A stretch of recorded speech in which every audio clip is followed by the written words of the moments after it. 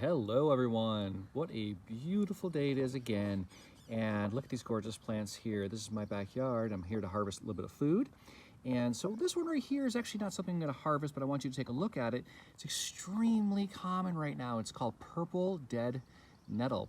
And Stephanie actually took a picture of this and put it on our Facebook group, and she actually went to taste it at my recommendation. And, you know, I don't think she loved it based on what she said, did you, Stephanie? That's purple dead nettle. Now, it's called purple dead nettle, and this gives us a lesson about common names. This is not what we think of when we talk about nettle, the herbal remedy in the food. This is just a mint family plant that's very common, and there are some versions that are used as medicine, but we don't really use ours. But how you know this one is, it's got that, if we can get up close and personal, it's got a mint family flower, and we'll talk about flower parts and family flower types and stuff like that later in the year. But for now, what you know about mint families are this stalk right here that I'm feeling with my fingers is square shaped. It's very common with mints, and then the flower type is like that. But most importantly, if you look at sort of the stature of the plant, how it grows, look at the patch right there. This is an extremely common sight in Portland yards right now. And so you can harvest it, you can eat it, you're just not gonna love it. And it's not really a strong medicine. And so then it's got opposite leaves, and leaf arranged. Oh, that's got someone walking around down there, like a spider or something. We'll grab another one so we don't bother that one. And so this one also, the top growing leaves are a little darker colored, like you can see.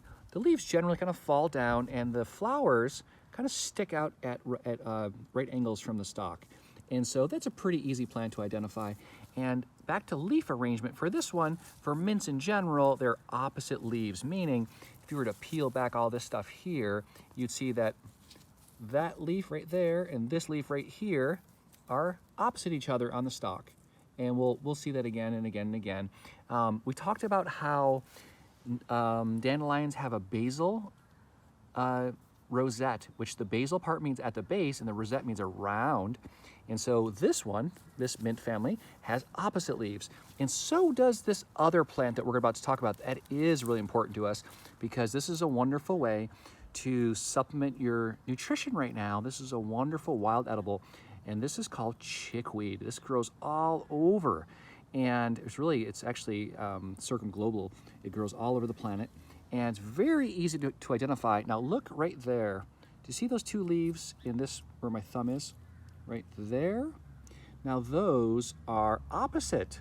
So how this plant grows, generally speaking, remember our keys here, generally speaking, it kind of grows like this in sort of a matted collection of grasses and purple dead nettle, and there'll be some dandelions in there. And you can see some cleavers there in the background we'll talk about later. And this plant then is growing in a mat about 6 to 8 inches tall, and it has opposite leaves, which then lead to flower stalks. And the flowers are an interesting part right here. And we'll see how good we can do. There we go. So that flower, it looks like if you were to count those little white petals, you would see a collection of 10. But what really you're seeing is only 5 petals that are deeply divided. So they got big kind of cuts down them. But if you were to look closely enough, you could see they were attached right inside there. And so there's really only 5. Then you can see on the right-hand flower stalk, there's a line of hairs, and it's only one single line going up the stalk. How cool is that? I know it's really hard to see on the right-hand flower stalk, I mean. See that line right there? That's a line of hairs. And when you turn it, you can see it's not anywhere else. It's just one single line going up the stalk. So those are the 3 keys. You got the opposite leaves from which 2 stalks arise that will have a collection of flower heads. The flowers are white and have 5 deeply divided petals, and it's got a line of hairs on it. That's it.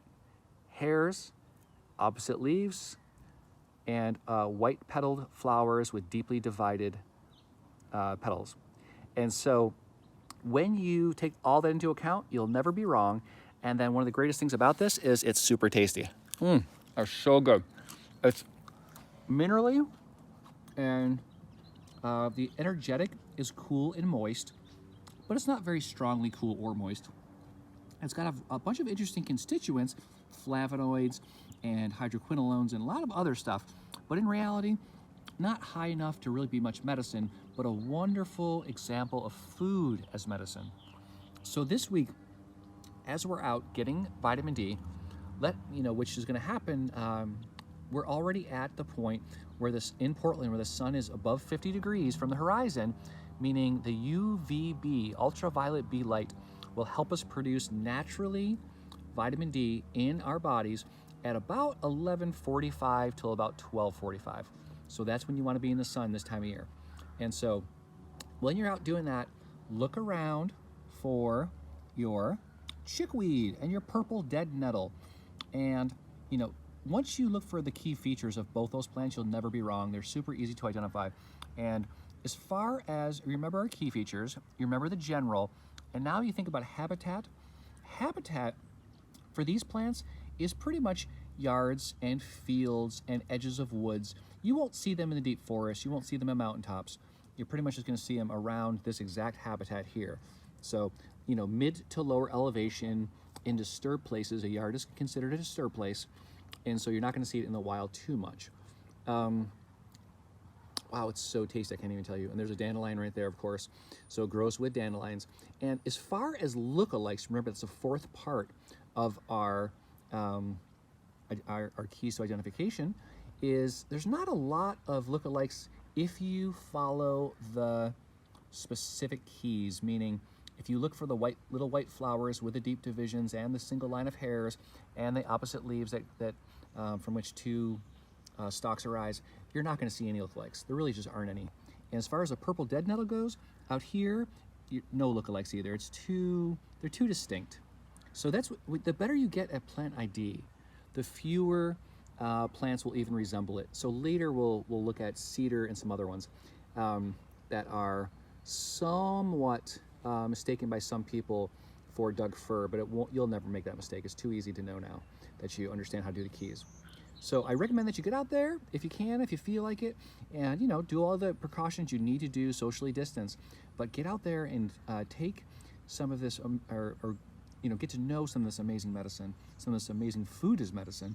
This is some of the most mineral rich and beautiful tasty plants there are, without a big energetic direction that's going to push you around in case you have too much of it. So it's a lovely plant to get to know now. So I recommend you do that, and share your pictures on Facebook if you're on Facebook. And you could even eat this purple dead nettle. It's totally fine. It's just not something that's going to be tasty for most people, but you can throw that in a salad too. I'll usually eat a leaf or two every couple days just because it's nice to diversify your plant material. But I don't do it because I like the taste. So there's my yard, and look at that forest of dead nettle and chickweed. How lovely is that? All right, folks, hope you're getting out, getting your vitamin D, harvesting your medicine, being empowered to get the food that your body needs from the earth as you're getting your nature time in too. Okay, look forward to hearing your stories about it.